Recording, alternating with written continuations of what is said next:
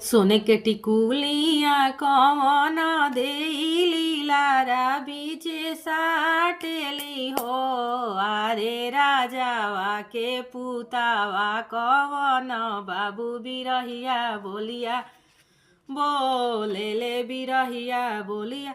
जाहू तुहू बेटावा हो खइबू तुरंते जगिया ठान नबी मोहर लूटा भी हो धनिया। जाहू तुहू बेटिया हो खइबू हो घरवा से बाह करबो घरवा से बाह।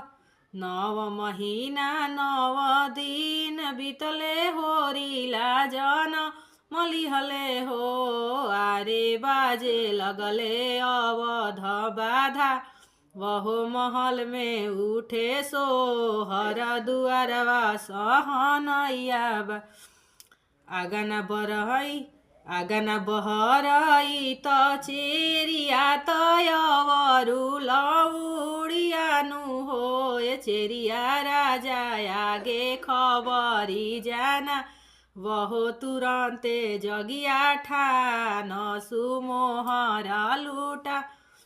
ओही जैसे चेरिया उठी गईली राजा के अगवा खाड़े भैली हो। ए राजा तोहारा भइले नंदला लहो तुरंते जगिया ठान हो मोहर लूटा।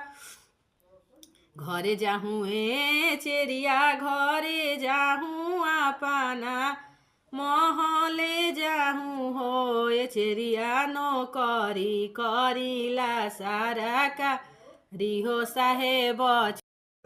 साहेब छुटियाना। ए चेरिया नौकरी करिला सारा का रिहो साहेब छुटियाना। देले साहेब छुट असल के जामल राजा रहिते असल बोलिया बोलिते नु हो। आरे राजा हवे दोगाला के जा मल दोगलपन बोलिया बोले ले दोगलपन बोलिया बोले।